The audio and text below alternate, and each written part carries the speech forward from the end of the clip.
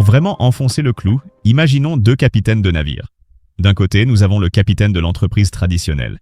Il est aux commandes d'un paquebot de croisière. L'itinéraire est connu. Le business model est validé. Les ports d'escale sont planifiés. Il a une carte maritime détaillée. Le modèle d'affaires, connu et validé. Exemple, une chaîne de restaurants, un fabricant de meubles, une société de services informatiques établie. L'objectif principal, exécuter efficacement ce modèle. Optimiser les opérations, améliorer la rentabilité, gagner des parts de marché, gérer la croissance, souvent linéaire ou organique. L'incertitude, relativement faible. Les risques sont connus, concurrence, évolution des goûts clients, problèmes économiques, et on met en place des stratégies pour les mitiger.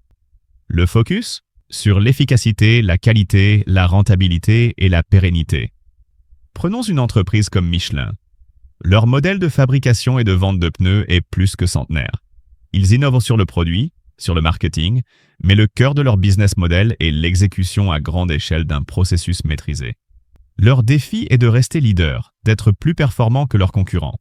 De l'autre côté, nous avons le capitaine de la start-up. Il est aux commandes d'un petit navire d'exploration, s'aventurant dans des eaux inconnues. Il a une vague idée de la destination, une vision, mais pas de carte précise. Il doit la dessiner au fur et à mesure. Le modèle d'affaires?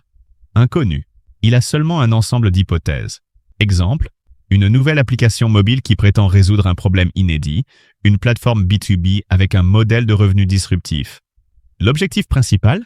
Chercher et valider un modèle d'affaires viable. Transformer les hypothèses en faits. L'incertitude? Extrême. On ne sait pas si les clients voudront du produit, s'ils paieront, comment les atteindre. Le risque d'échouer, que le navire coule, est très élevé. Le focus? Apprentissage, rapide, validation, adaptation.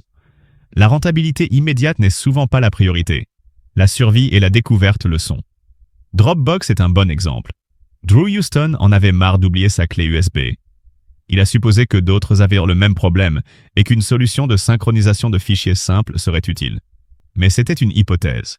Il a dû chercher, faire une vidéo démo pour voir si des gens s'inscrivaient, puis construire une première version, voir comment les gens l'utilisaient, etc. Il dessinait sa carte en avançant étape après étape. On le répétera beaucoup tout au long de ce module. La différence entre l'entreprise et la start-up n'est pas une question de taille de l'entreprise. On peut être une start-up avec 100 personnes si on cherche encore son modèle sur un nouveau produit. Ni de l'âge, on peut lancer une initiative start-up dans un vieux groupe. Ni du secteur d'activité, on peut avoir des start-up dans l'agriculture, la santé, pas que la tech. Ni de l'utilisation de la dernière technologie. On peut faire une start-up low-tech si le modèle est innovant. La vraie différence, c'est cette mission fondamentale. L'une navigue en eau connue, l'autre explore des territoires vierges.